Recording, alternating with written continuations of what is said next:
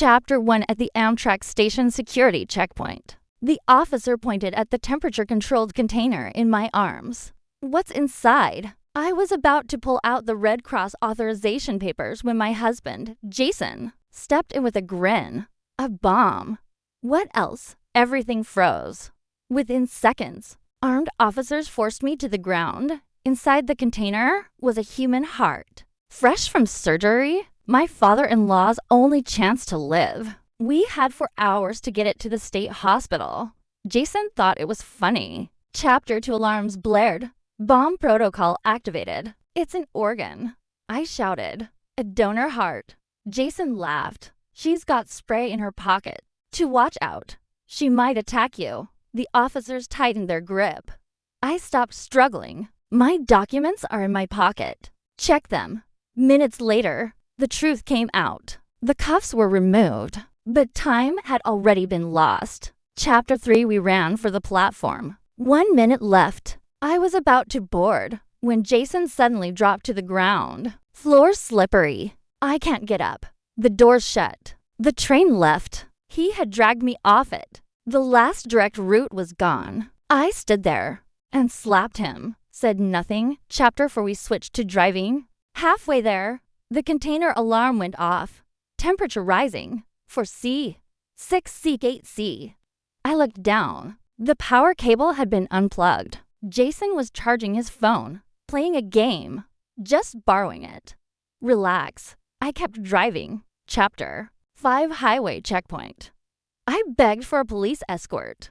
Jason spoke again. She's unstable. Just joking around. They hesitated. Held us. More time lost. Eventually, a state trooper escorted us. But it wasn't enough. Chapter 6 the surgery failed. The doctor's voice was flat. Cardiac tissue necrosis. We lost the patient.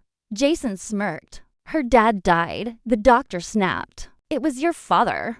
Jason froze. Then broke. He lunged at me. Why didn't you tell me? I looked at him. I did. You were joking. Chapter 7 the next day. Jason took the inheritance money to buy a Porsche. I told him it was locked in a term account. Encouraged him to take a loan. He used his mother's house as collateral. Then, I donated every dollar of the inheritance to an organ transplant foundation. Chapter 8 he unraveled. Debt crushed him. The house was seized. The car repossessed. His mother suffered a stroke. He started harassing my workplace. So I released everything. Security footage. The bomb joke. The mental illness lie. The funeral mockery. The internet did the rest. He disappeared from society. Epilogue 6 months later. Under a bridge. Jason sat in a wheelchair begging. I stood in front of him. Held out a $100 bill. He nodded desperately. I let go. The bill fell into the filthy water. I smiled. Just joking. I walked away. Years later, I became an organ transport volunteer. On the radio, a homeless man froze to death, ignored while begging for help. Because he was known for faking emergencies. No one believed him anymore. I turned off the radio, kept driving. Ahead, the city lights burned bright. I never looked back.